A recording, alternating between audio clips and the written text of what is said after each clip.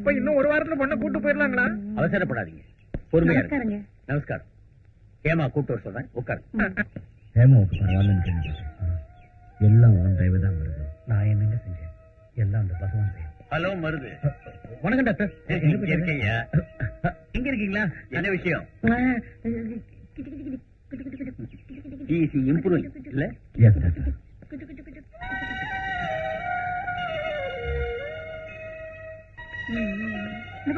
சித்தி வரா பாரு, சித்தி வரா பாருமா. ஏமா நான் தான் உன் அத்தை, உன் மாமா கூட வந்திருக்காரு பாருமா. மாமா வந்திருக்கேம்மா. இங்க பாரு, உனக்காக பாப்பா கூட தூக்கிட்டு வந்திருக்கேன், வாங்கிக்கம்மா. குழந்தை அழகா இருக்குல்ல?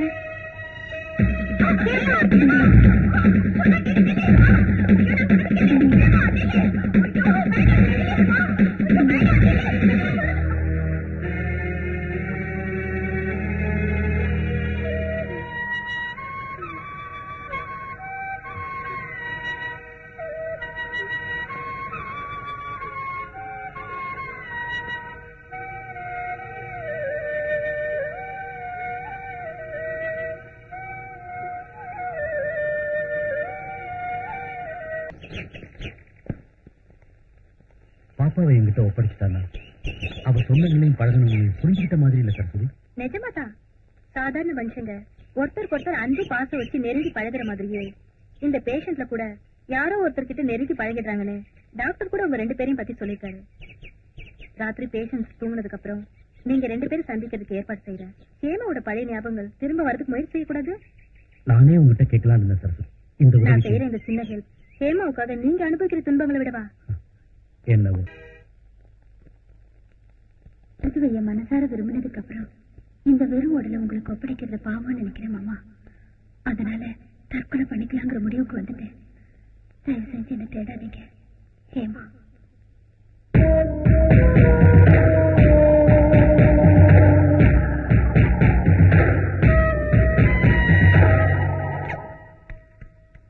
வருது வருது. வாச்சினோ நடக்க கூடாதெல்லாம் நடந்து போச்சு. என்ன நடந்தது? கமலநாதனுக்கும் ஹேமாவுக்கும் கல்யாணம் பண்றதுக்காக இன்னைக்கு ராத்திரில முகூர்த்தம் வச்சிருந்தாங்க. ஆனா அதுக்கு முன்னால இத பாரு. என்ன இது? ஹேமா இந்த லெட்டர் எழுதி கொடுத்துட்டு இங்க ஓடி போயிட்டா.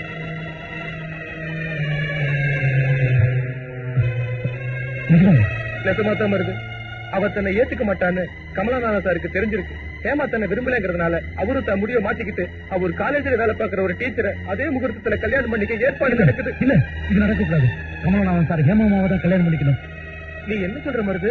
ஹேமா இந்நேரம் அவசரப்பட்டு ஏதாவது ஆத்திருக்கு. சின்னம்மாவுக்கு அரியணை சேர்த்துட்டு அந்த கடவுளை கூட மனசு விடாது. அவங்கள எந்த ஆபத்து நெருங்காது. நீ போய் சின்னம்மா எங்க இருக்காங்கன்னு தேடு. நான் இங்க இருந்து எப்படியாவது வெளியில வந்து கமலநாதன் சார் கையை காலை பிடிச்சி அவங்க 2 பேரும் கல்யாணம் பண்ணி வைக்கிறேன். நீ போ.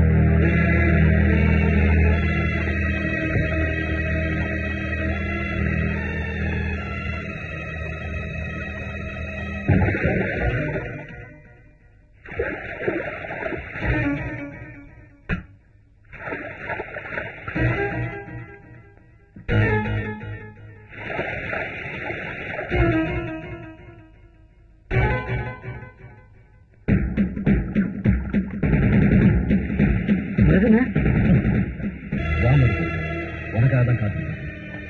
கமலநாதன் சார், சின்னம்மா எங்க? சொல்லுங்க, என்ன பாக்குறீங்க? சொல்லுங்க.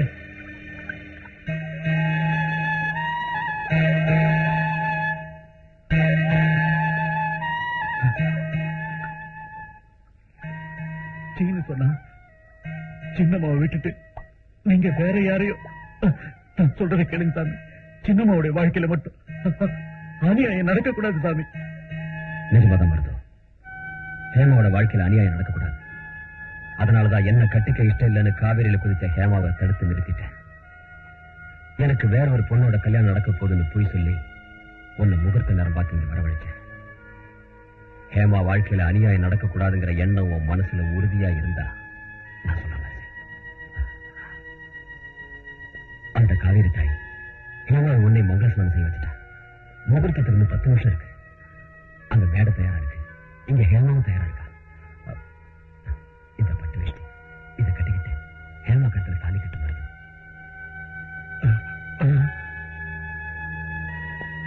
அப்பா மருது, சொந்தக்காரங்கெல்லாம் உதவி செய்யாம ஒதுங்கி இருந்த நேரத்துல எந்த சம்பந்தமும் இல்லாத நீ ஆபத் பாந்தவனா எங்க குடும்பத்துக்கு உதவியா ஹேமாவுக்கு ஆதரவா இருந்திருக்க. ஹேமாவுக்கு உண்மையில உனக்கு ஹேமா மேல இருக்கிற அன்பு எவ்வளவு புனிதமானதுன்னு இப்ப நாங்க தெரிஞ்சுக்கிட்டோம். அவசரப்பட்டு புத்தி கட்டு அன்னைக்கு ஏதேதோ பேசிட்டேன். நீ பெரிய மனசு பண்ணி அதெல்லாம் மன்னிச்சு ஹேமாவை ஏத்துக்கப்பா. ஆமா மருது, அண்ணன் தன் கவிதைகளை உனக்கு தார வார்த்தை. அன்னைக்கே உன்னை தன் மருமகனா ஏத்துக்கிட்டாரு. இன்னைக்கு ஹேமா கடத்துல நீ 3 முடிச்சு போட்டா சொர்க்கத்தில் இருக்கிற எண்ணம் ஆத்மாவுக்கு சாந்தி கிடைக்கும் மருது. இல்லைங்க, இது எனக்கு சரியாப்படல.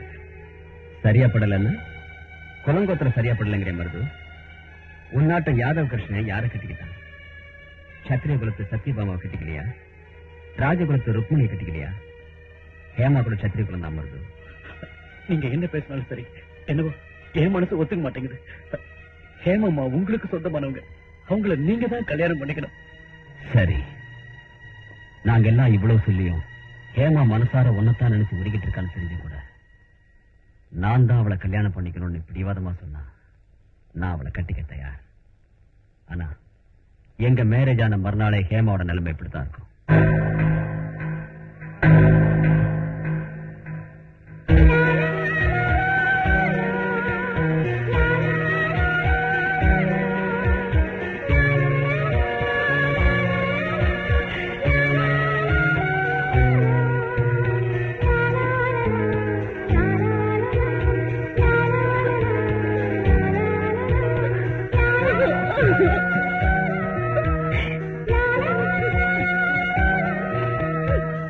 இவன் உனக்காகவே பிறந்திருக்கா.